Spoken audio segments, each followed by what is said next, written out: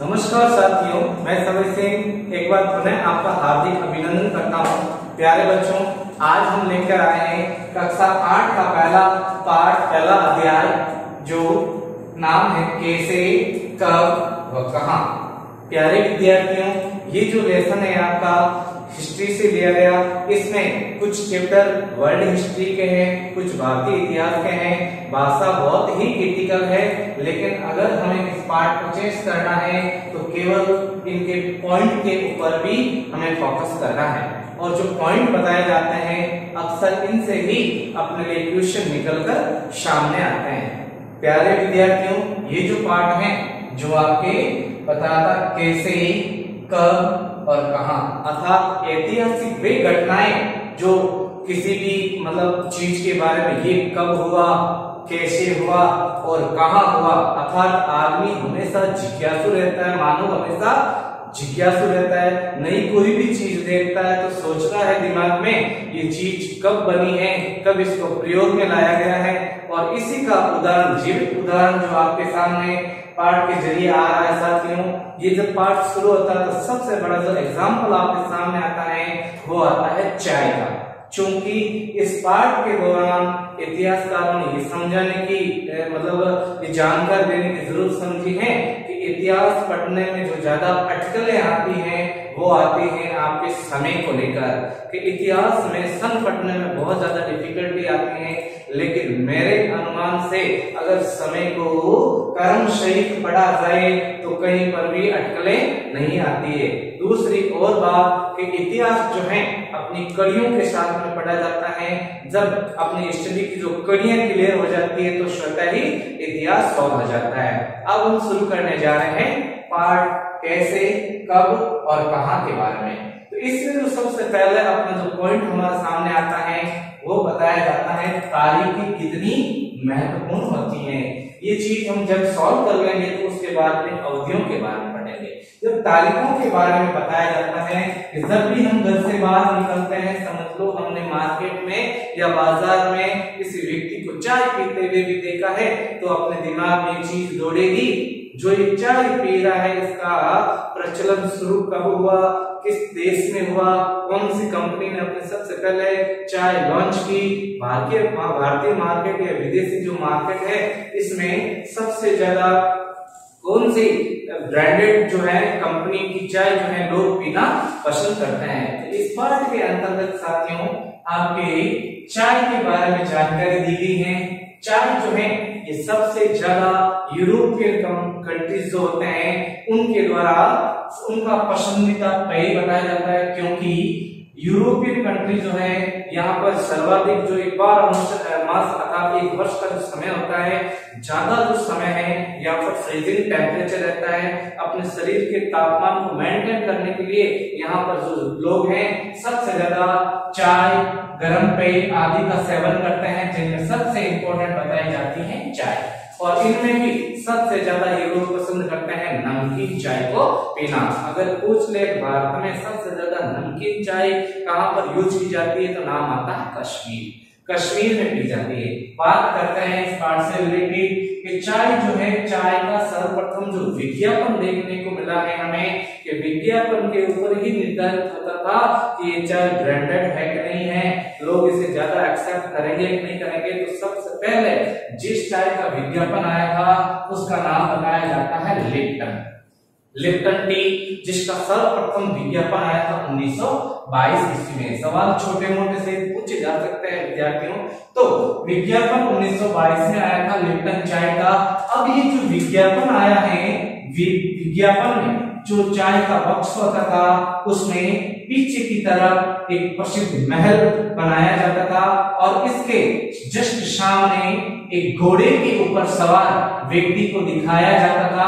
अब ये घोड़े के ऊपर व्यक्ति जो दिखाया जा रहा है यह विक्टोरिया अर्थात ब्रिटेन की जो महारानी है विक्टोरिया के तीसरे बेटे आर्थर के रूप में पेश किया गया और ज्यादा बढ़िया शोकेस के रूप में पेश किया गया, जिसके कारण सबसे ज्यादा लोगों की मनोदशा बनी है इस चाय को खरीदने के लिए। जब हम आगे बढ़ते हैं इस पार्ट को आगे बढ़ते हैं तो इस पार्ट के दौरान ही दूसरा जो पॉइंट अपने सामने आता है प्यारे विद्यार्थियों, वो है औपनिवेशिक भारत के प्रमुख गवर्नर जनरल। कि हम हमेशा इन अटकलों में पढ़े रहते हैं कि इतिहास की तिथियां कैसे याद करें। तो मैंने पहले बताया कि क्रमशः अगर इतिहास पढ़ा जाए तो तिथियां स्वतः ही अपने को कंठस्थ हो जाती हैं। जैसे ये जो औपनिवेशिक भारतीय प्रमुख गवर्नर जनरलों के बारे में बताया गया, क्रमशः जानकारी होने के कारण इनकी जानकारी कंठस्थ करने में इजीली रहती है, आरामदायक रहता बताया जाता है। ये जो गवर्नर जनरल बताया जाते हैं जो पूरे के पूरे भारत के अंदर शासन को मेंटेन करते थे, गवर्नर जनरल जो जवाबदेही होता था ब्रिटेन की महारानी विक्टोरिया, और विक्टोरिया का अर्थात ब्रिटेन के अंदर विक्टोरिया का ही शासन बताया जाता है। अब विक्टोरिया जो महारानी थी चारों दिशाओं के अंदर अपने साम्राज्य को विस्तृत करने अर्थात अनेक देशों को अपना उपनिवेश बनाने के लिए बहुत सारे गवर्नर जनरलों की स्थापना की थी। इनमें से भारतीय कौन-कौन से गवर्नर जनरल बताए जाते हैं, इनकी जानकारी आपके दूसरे पॉइंट के माध्यम से रखी जा रही है।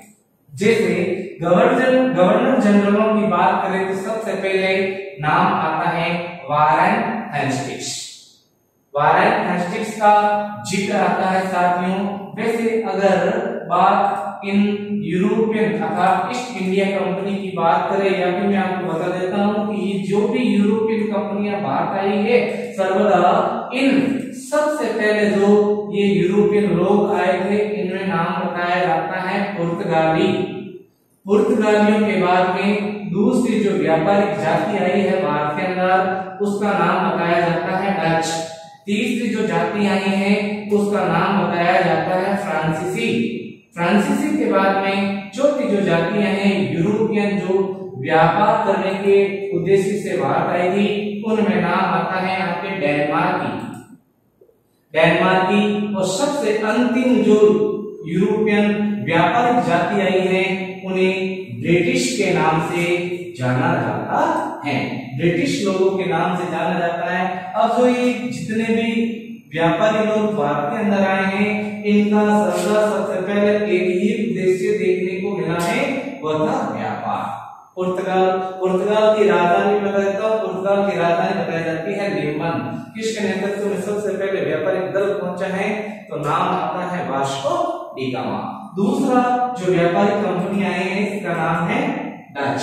डच जो एक देश है, डच एक जाति का नाम भी बताया जाता है। डच जो देश है इसके बारे में ऐतिहासिक जानकारी बताता हूं। डच जो देश है इसे हॉलैंड के नाम से भी जाना जाता है।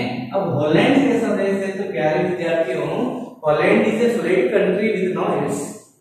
हॉलैंड एक ऐसा देश है जिसमें एक भी पहाड़ नहीं है, उबड़ खाबड़ अर्थात एक समतल देश है जिसके निवासी डच जाति के लोग।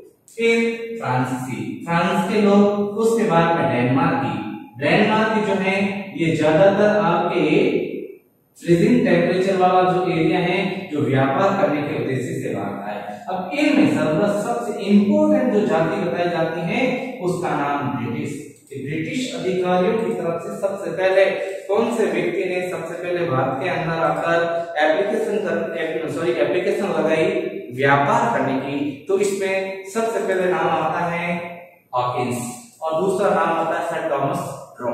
ये दोनों ही जहांगीर के दरबार में आए और भारत में छोटा मोटा व्यापार करने के लिए एप्लीकेशन लगाई गई, जिसको आगे जाते जाते दस्तक प्रथा से जोड़ा गया। दस्तक प्रथा क्या होता है प्यारे विद्यार्थियों?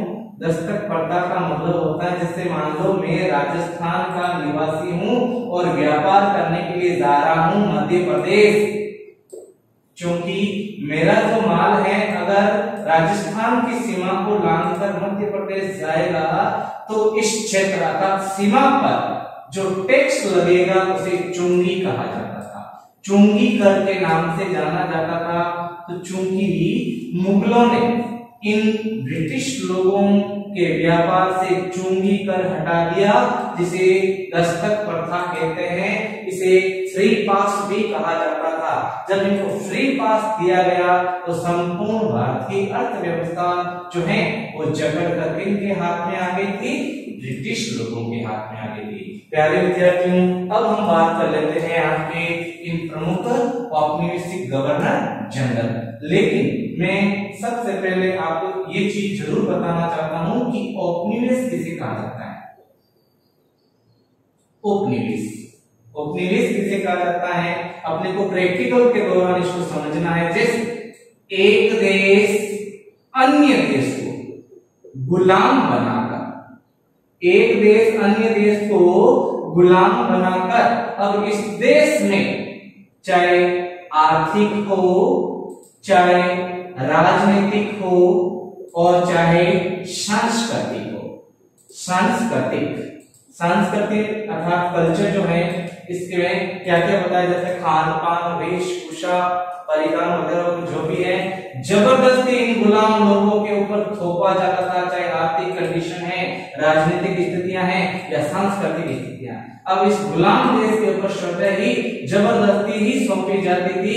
तो उपनिवेश, ये गुलाम जो देश है, इस एक नंबर देश का गुलाम बन गया, अर्थात उपनिवेश कहलाता था। एग्जाम्पल के तौर पर देखते हैं कि इंडिया किस देश का उपनिवेश था, तो इंडिया उपनिवेश कहलाता है आपके इंग्लैंड का। क्योंकि पूरे विश्व में सबसे ज्यादा जो उपनिवेश बताए जाते हैं वो इंग्लैंड के ही हमें देखने को मिलते हैं। अब हम बात करते हैं प्रमुख गवर्नर जनरलों की। सबसे पहले नाम आता है आपकी वारेन हेस्टिंग्स। वारेन हेस्टिंग्स जो है, इसका जुड़ाव बताया जाता है कृषि से संबंधित।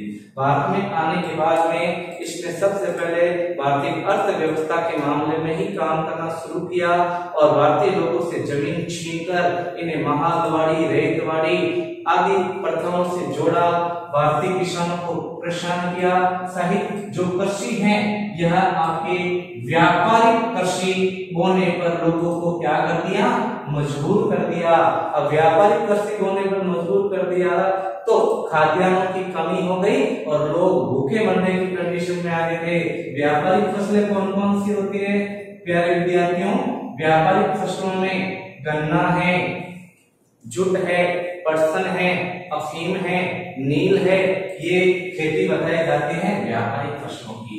फिर बात लॉर्ड वेलेस्ली। अब लॉर्ड वेलेस्ली जो है, ये किसके लिए जाना जाता है? तो लॉर्ड वेलेस्ली जाना जाता है सहायक संधियों के लिए, सहायक संधियों के लिए जाना जाता है लॉर्ड वेलेस्ली। चूंकि उस समय जो इंडिया बताया जाता है, इंडिया में अनेक देशी रियासतें थी। हर एक देशी रियासत का अपना एक राजा होता था जो शासन हैंडल करता था। अब ये जो अंग्रेज है, इन देशी राजाओं से हर एक कंडीशन पर उसे बाध्य करने में सक्षम हुए और इन सारे राजाओं को ब्रिटिश क्राउन यानी ताज के समकक्ष सामने लाकर खड़ा कर दिया, घुटने टेक कर। उसे सहायक संधियां कहा जाता था। क्योंकि भारत में ब्रिटिश जो लोग हैं, इनके पास में अधिकाधिक सेना होती थी, तो सैनिक का खर्च भी ये लोग इनके ऊपर थोपा करते थे, देशी राजाओं के ऊपर। अब हम बात करते हैं Lord William Bentinck. Lord William Bentinck ये गवर्नर जनरल बताया जाता है तत्कालीन भारत का, जिस समय भारत के अंदर प्रजामंडल वगैरह चीजों के बारे में बात बताई जाती है। लॉर्ड विलियम बेंटिक के बाद में नाम आता है ऐतिहासिक जो इंपॉर्टेंट जानकारी है, मैं वही आपके सामने रख रहा हूं। इनकी डिटेल, फुल डिटेल आपको बड़ी क्लासों के अंदर पढ़ने को मिलेगी। जैसे लॉर्ड डलहौजी जाना जाता है अपनी नीतियों के लिए।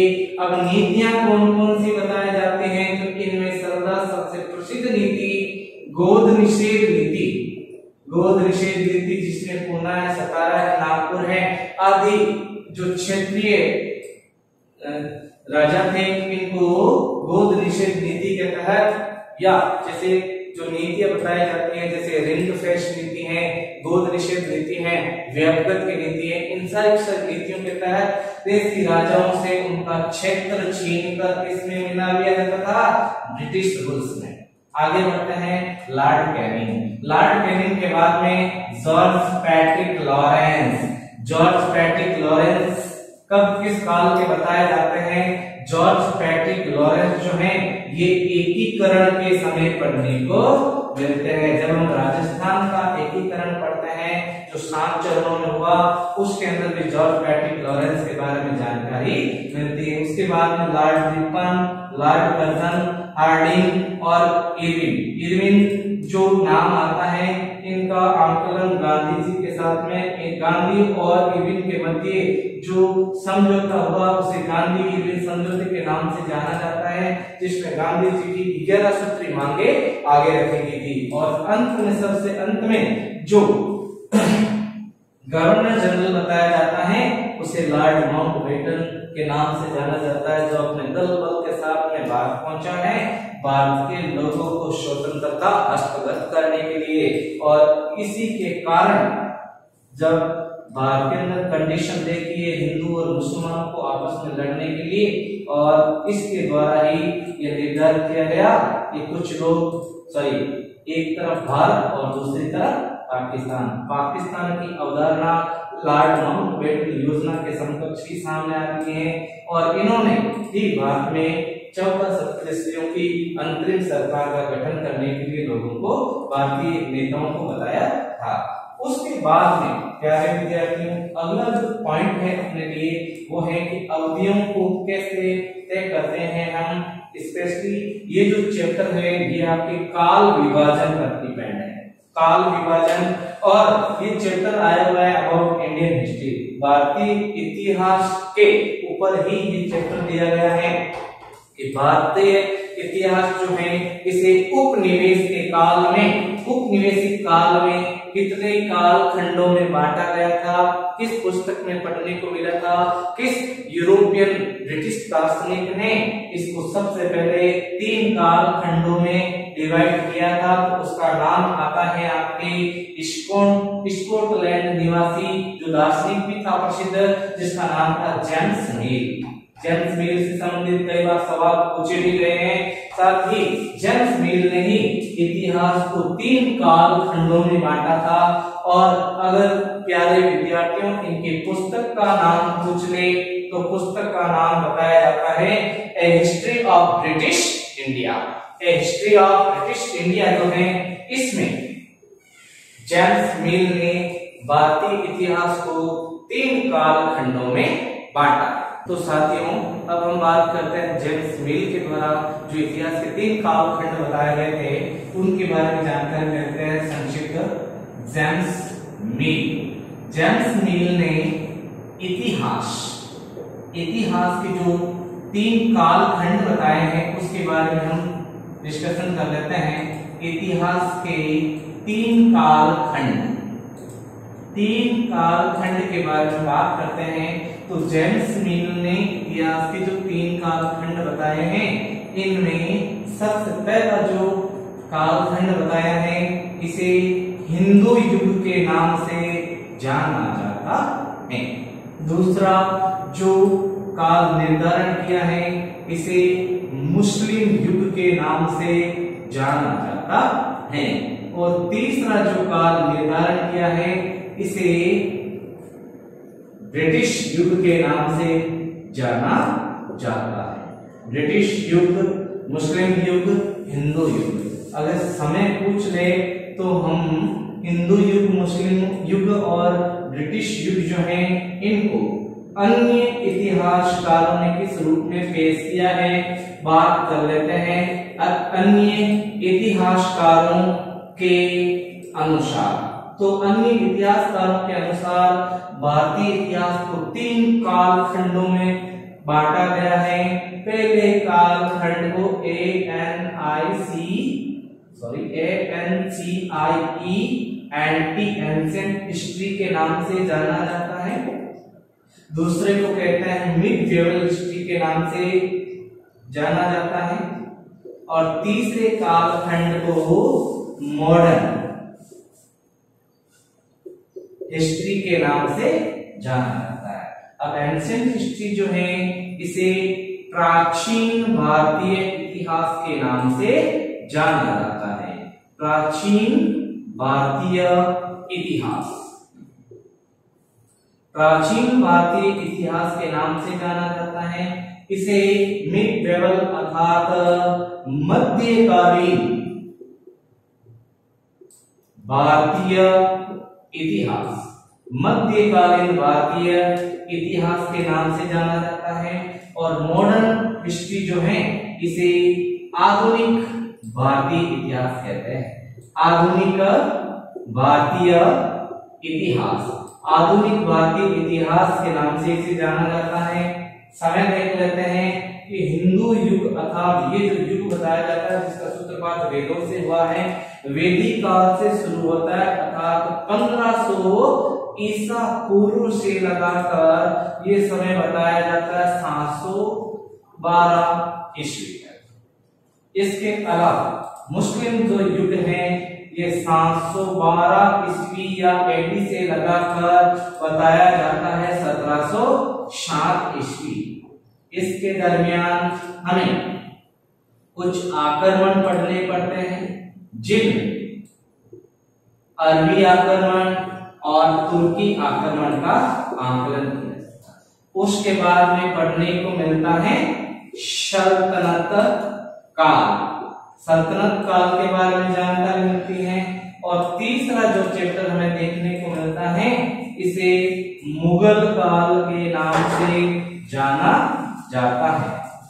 अब बात करते हैं अरबी और तुर्की आक्रमणकारियों की, तो ये समय बताया जाता है 712 से लगाकर 1206 ईस्वी। क्योंकि इसी दौरान भारत में एक चीज और पढ़ने को मिलती है भारतीय इतिहास के समकक्ष, जिसे राजपूत एज के नाम से जाना जाता है। राजपूत एज, जिसे राजपूत काल कहा जाता है, यह 7वीं से 12वीं सदी के दरमियान का इतिहास हमें पढ़ने को मिलता है। राजपूत काल में आपके परमार, प्रतिहार, चालुक्य और चाहमान आदि के बारे में पढ़ने को मिलता है। बात मॉडर्न हिस्ट्री की करते हैं तो मॉडर्न हिस्ट्री के अंदर एक ही चीज देखने को मिलती है कि इस समय तक आते आते भारत में ब्रिटिश हुकूमत अपनी जड़ें मजबूत कर चुकी थी और बड़े पैमाने पर पढ़ने को मिलता है British rules in India. Bharat के अंदर ब्रिटिश लोगों के द्वारा चलाए गए जितने भी नियम हैं वो हमें इसमें देखने को मिलते हैं।